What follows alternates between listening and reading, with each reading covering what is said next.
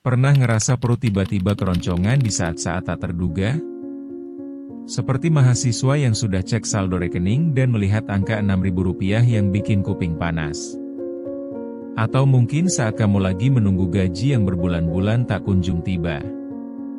Aneh memang, tapi saat keuangan di titik serba terbatas, rasa lapar malah datang menghampiri kita dengan semangat yang berapi-api. Mau makan apa? Kalau saldo paling minimal? Dilema inilah yang membuat kita mempertanyakan, kenapa saat uang menipis, rasa lapar justru semakin kuat menggelora di perut kita.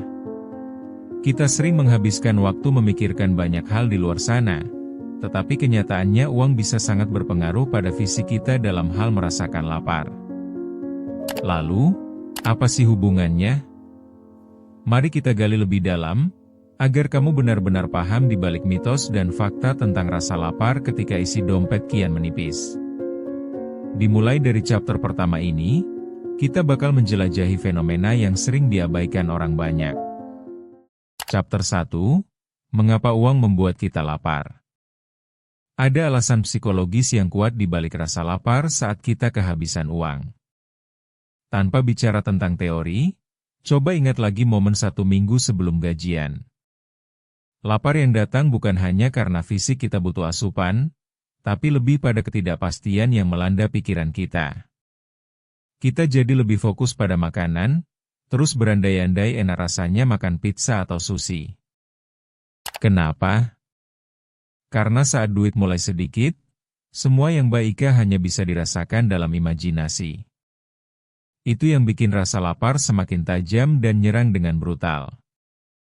Persoalan ini jadi semacam angker yang terus menghantui.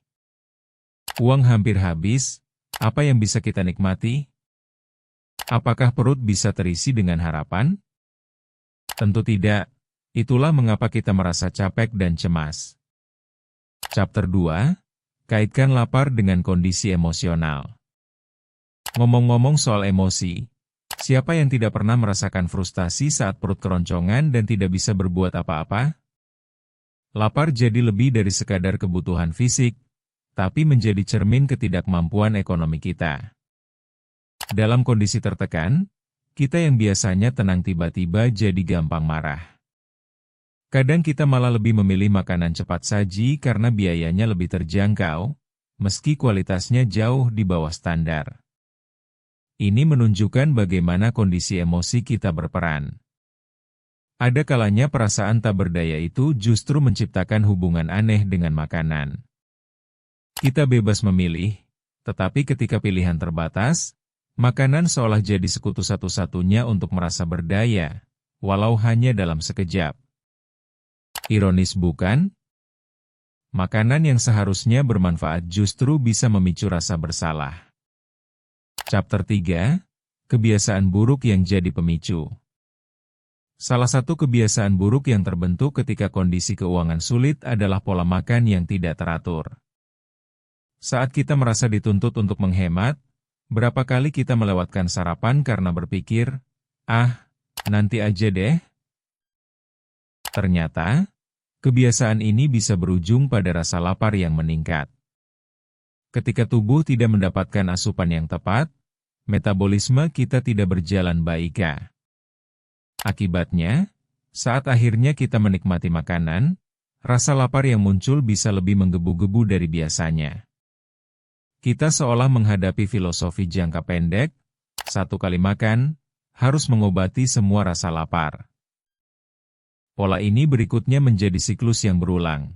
Lapar, makan, merasa bersalah, dan akhirnya kembali berpikir tentang bagaimana menghemat uang untuk makan selanjutnya. Chapter 4, Makanan ajaib dan persepsi kita. Siapa bilang makanan harus mahal untuk dianggap nikmat? Kadang, yang sederhana malah membawa kebahagiaan tersendiri. Namun, saat dompet menipis, kita cenderung menganggap rendah makanan yang lebih terjangkau. Misalnya, kita sering mengabaikan warung nasi di pinggir jalan. Padahal, bukan tidak mungkin makanan di sana jauh lebih enak dan nikmat dari segala restoran mahal. Dalam pikiran kita, Makanan mahal selalu dianggap lebih berkualitas, bahkan menjadi simbol status. Ironis sekali, harapan akan rasa enak jadi lenyap ketika saldonya makin menipis. Saatnya kita meretas pikiran tersebut dan belajar untuk menemukan kembali nilai dari setiap suapan. Jangan sampai kita terjebak pada jeratan persepsi yang menyesatkan. Chapter 5. Menciptakan kemandirian mental dan fisik. Akhir kata, penting bagi kita untuk menciptakan kemandirian mental berkaitan dengan rasa lapar. Proses ini tidak mudah, tetapi bukan tidak mungkin. Pertama, kita harus menyadari bahwa rasa lapar bisa terjadi pada siapa saja, tidak peduli situasi keuangan. Kedua, penting untuk memprioritaskan asupan makanan yang bergizi dan murah. Selain itu, rutin berolahraga juga bisa membantu menstabilkan kondisi mental kita. Ketiga, kita harus belajar menata pola pikir, bahwa makanan bukan sekadar tentang mengatasi rasa lapar, tapi juga memberikan energi untuk menjalani kegiatan sehari-hari.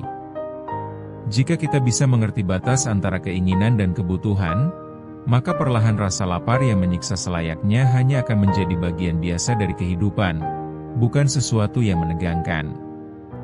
Jangan lupa subscribe ke Memoria untuk penjelasan menarik lainnya. Karena setiap hal punya asal.